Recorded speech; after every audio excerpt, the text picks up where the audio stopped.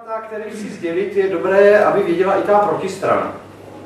Protože sami asi mi dáte za pravdu, pokud přijdu na schůzi a najednou zjistím, že mám hlasovat o zvýšení třeba příspěvku do fondu oprav v uvozovkách a musím odhlasovat třeba investiční akci za 100 000, 150 000 euro, tak jako rozhodnout se během třeba, já nevím, hodiny, dvou, bez dostatečného množství informací. Já říkám, že to je neseriózní vůbec po někomu chtít takovéto rozhodnutí. Natož se divit tomu, že se nerozhodl. Jo? Čili je dobré předat ty základní informace co nejde dopředu. V rámci těch domů jako takových je taky důležité prověřit, jestli ty naše nápady, myšlenky, to, co bychom chtěli prosadit, jsou vůbec schůdné. Čili udělat si takový jakoby trošičku průzkum před tím vlastním konáním. Zjistit si, já tomu říkám, pozice jednotlivců nebo skupin. Tady jenom zabrousím trošičku do té teorie. Veškerá naše komunikace se moduluje takzvanou teorií her. A vždycky to končí komunikací dvou, když tam bude stadion, a bude tam 1000 lidí, tak ve finále, pokud bychom to dali do konce, tak to bude vždycky komunikace mezi dvěma. Jo? Čili je dobré si zjistit i v tom domě, jak se mi to asi bude rozrostovat a jak ta která skupina bude velká v návaznosti na té hlasování. A tady už znáte z pohra, o který v podstatě hovořila kolegyně. Čili pokud zjistím, že to vůbec nemá cenu, tak to do toho programu nedám, abych ty lidi nerozhádal kvůli tomu. Jo? Prosadím třeba primární nižší cíl, ale pak půjdu k tomu cíli vyššímu. Co je strašně důležité v rámci vystupování na té schůzi, výbor, správce, prostě ten, kdo to vede, musí být jednotnej, ať je to 1, 3, 5 lidí. Bokem potom na těch vlastních samotných setkáních výboru a tak dále, tam se můžete, jak se říká, porvat a tak dále. Ale navenek musíte vystupovat, pokud chcete něco prosadit, jednotně. To musí být jedna žena, jeden muž. Protože v momentě, kdy se začnete přijít u toho předsednického stolku, tak to přestane fungovat na celou. Protože v ten moment se rozdělí celá ta skupina minimálně na půlku, že jedna bude souhlasit s jedním členem výboru, druhá s druhým členem výboru a už v podstatě jsme si zavřeli tu cestu k tomu, abychom to bez nějakého velkého nationalismu, tření a podobně dosáhli. Jak jsem říkal, je důležité vědět, kdo je kdo. Já vím, že třeba u těch menších domů je to relativně jednodušší, když je tam v podstatě, já nevím, 12, 18 partají, tak se asi mezi sebou ve většině případů znáte. Znáte?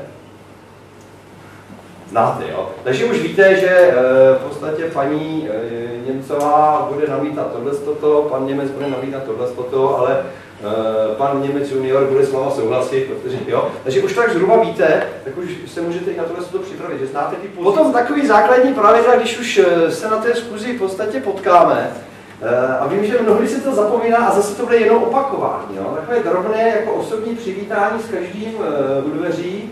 Zdůrazňuji, musí být s každým, pokud se takhle rozhodnu činit. A musí být zhruba s každým stejný. Protože v momentě, kdyby s někým bylo vřelejší než s někým jiným, tak ten někdy jiný automaticky zbystří. Aniž bych chtěl, prostě ho zbystří. Jo? Velký problém v rámci takovýchhle schůzek, i třeba než to setkání začne, je vytváření skupinek ze strany toho výboru, kdy si takhle poševelí s někým a pak takhle za někým. Jo. To je špatný, protože ti ostatní si říkají, a co pak si asi vykládají, co na nás připraví. Byť to mohlo být čistě o tom, že včera jsem byl na houbách a našel jsem takovýhodle praváka. Jo. Absolutně nic tam nebylo, ale může to způsobit ten problém v těch komunikacích.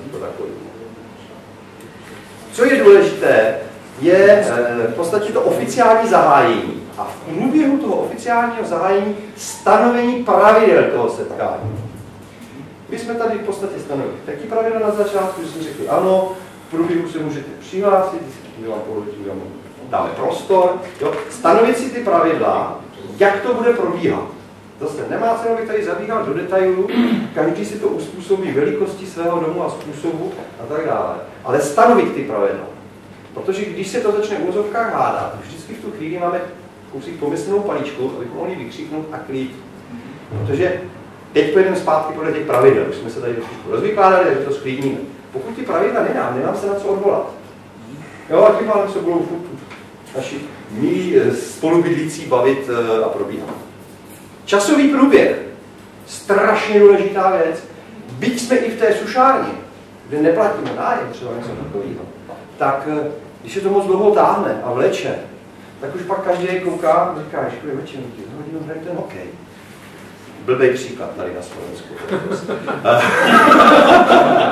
Jo? A tohle byla další drobnost. Jo?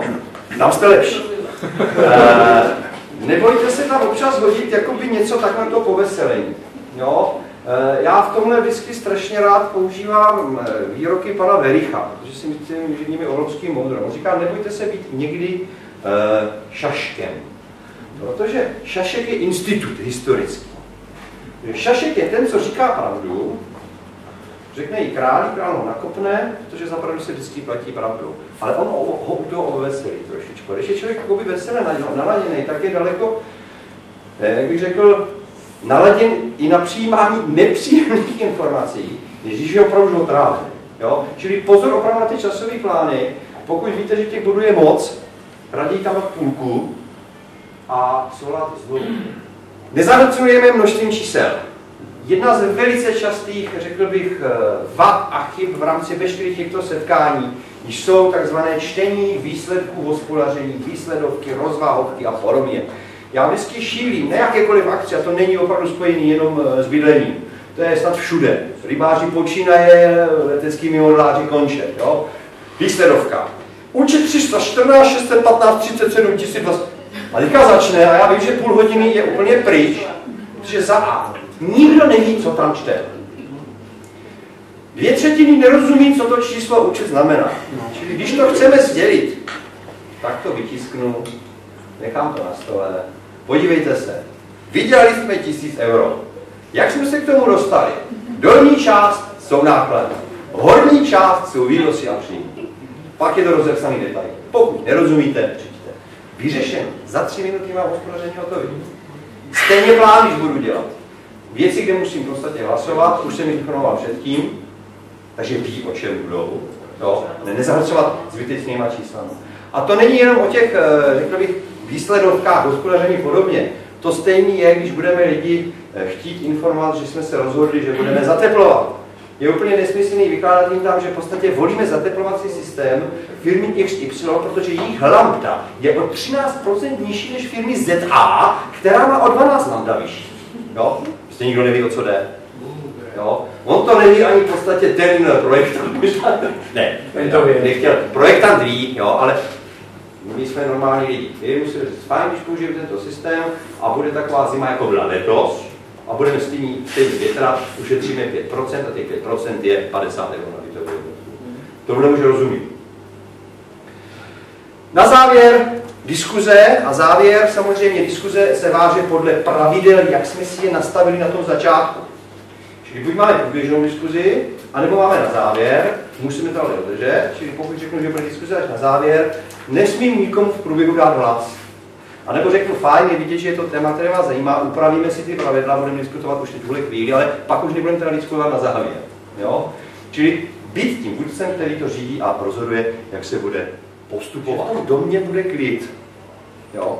A tady se dostanu zase obrátku, jak říká kolegyně, ono je to všechno, i ty komunikace propletené. Protože, udělal jsem teďka cimelanovskou odbočku k problémovému člověkovi, je důležité mít veškerou komunikaci zdokumentovanou. A ono to platí i v podstatě o té domovní diskuzi, o tom panelátu, když budeme si odsouhlasovat nějaké činnosti. Pokud to máme dobře zdokumentováno, což je také součást komunikace, tak potom, když nás někdo napadne, my se za A můžeme podívat, jestli jeho napadnutí je oprávněné.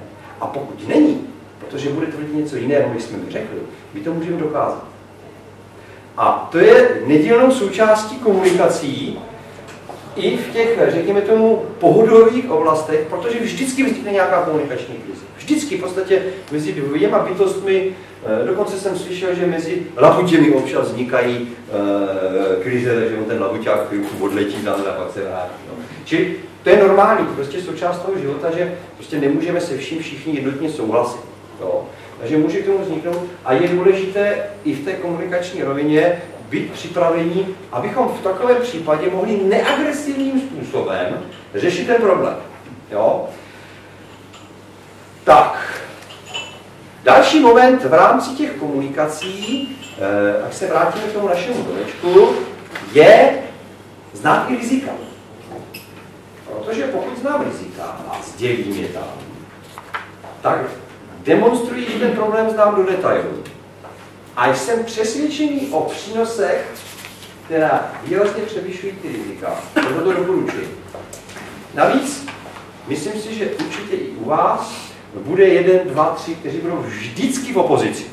Tomu říkám opozičníci. Zatím teda jsem neměl takové štěstí, že bych potkal skupinu, kde by nebyl aspoň jeden, kdo vždycky najde něco, co je proti. Pokud my ty rizika nevyjmenujeme, tak těmto lidem dáváme obrovský prostor, aby nás uválcovali i třeba nevýznamným problémem. Aby nás uválcovali, protože nakonec to skončí demagogickým výrokem, to nejhorší, a ty jsi to neřekl na schvál, protože jsi nám to chtěl zatajit. Jo, v ten moment už ta skupina celá, která vám byla třeba i naladěná, jako bys nejistý. Jo, on to ale opravdu neřekl. On má pravdu. Jo? Čili pokud vytáhneme tady tyto věci, nebojíme se je říct, tak jim, jak se říká, bereme vítr z plachet. V rámci v podstatě toho přesvědčování, já si myslím, že hodně do popředí, kromě té ekonomiky, je ještě ta bezpečnost jako taková. Protože opravdu ten celý náš životaběh je výrazně rychlejší, je to všechno divočejší a díky tomu daleko větší riziko nějakého opomenutí, nevšimnutí si a podobně. Takže vyjdu na balkon a nevšimnu si, že je celý rezavý. Říkám to dobře? Když se to řekne jak? Rezavý. To je blízký, to je skoro jak u nás na Moravě. Prostě opřu se, a ono z 2., 3. patra to ještě jde, ale zase už je to opravdu hodně mizerný.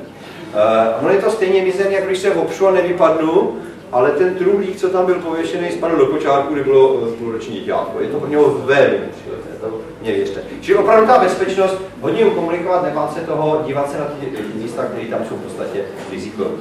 Potom je ta ekonomika, protože s tou je to svázáno, pokud na to prostě nebudeme mít, nemůžeme si to dovolit. Čili z tohohle pohledu je dobré využívat jakýkoliv zdroje a způsoby financování, které jsou. Myslím, že už doba je opravdu taková, že se nebojíme úvěru jako takového, pokud je rozumně podložený, že to není socialistický přežitek, tak jak jsme s tím ještě učívávali mnozí z vás, že? Takže je to standardní ekonomický nástroj jako takový, ale existuje i značné množství jiných způsobů, jak v podstatě docílit toho cíle, aniž bychom nějakým výrazným způsobem třeba museli opravdu přetížit tu domácnost jako takovou. No a pak je to kvalita bydlení. Ta se nejhůř čísluje, ale zase se nejvíc chválí. Takže obvykle je tady dobré třeba nasměrovat je, když někoho zná tím procesem a těmato činnostma už prošel, ať je to obnova, ať je to bydlení, jakýkoliv zalevění toho domu, tak v podstatě než se jde podívat. Tak. Co je důležité, tak tady mám napsané něco, co se vám možná na první pohled nebude líbit. To je to slovo lobbying. Tušíte, co jsem tím chtěl říct? No. Děkuji, já jsem moc rád. Víte, slovo lobbying je v našich zemích profláknutý, říkám slangově, protože ho zneužili mnohé velké firmy, které v podstatě lobbují z důvodu ekonomických, nikoliv technických a technologických. Ale obecně dlouhodobě v dlouhých demokraciích slovo lobbying funguje zhruba 300 let. A je to od toho, že ten, kdo má rozhodovat a má rozhodovat o celé společnosti, a paradoxně prvně bylo v uvozovkách u monarchů. No, monarcha mohl být super chytrý, ale prostě ho zvládnout celý ten stát on kompletně tam prostě nemůže. Tak on měl vlastně lobbysty, kteří mu radili. Jo, nesmí to být taková ta česká pohádka, jak tam zdanili ten vzduch, ale dobrý lobbysta v podstatě přednáší technická řešení, přínosy a podobně. Proto ten lobbying do mě. Jo? Já jsem to naschvál takhle pojmenoval, protože je dobrý úplně třeba v tom prvopočátku, když jsme ještě vůbec nic neudělali, začít se s těma lidima bavit jenom, co by na to řekli. Co je důležitý, musím být o svém činění přesvědčení, to strašně moc funguje. Na druhou stranu je tam napsáno, že nesmí být demagog. Jako to je ten průšvih zase, abych o tom přesvědčení se nedostal do momentu, že najednou mám pocit, a tady si to dovolím říct úplně na plnou pusu, jak se říká, jako naši i vaši politici. Jo? Snědl jsem patent na rozum. to je cesta do pekla, v takovém případě je lepší složit jakoukoliv činnost a odejít do ústraní někam nový medvěd. Protože jakmile mám pocit, že jsem já ten jediný, kdo má pravdu, rozumí tomu a všichni ostatní jsou hloupí, tak buď to musím překonat. Ona to může být pravda klidně, no, ale nesmím to dávat lidem najevo, protože to není dobře. Jo? Takže v ten moment nesmí mít prostě demagogii. Obecně z demagogii se hrozně těžko komunikuje. Já připravuji na příští poletí nějaký menší semináře i na toto téma, tak skupinky do 5 do 10 let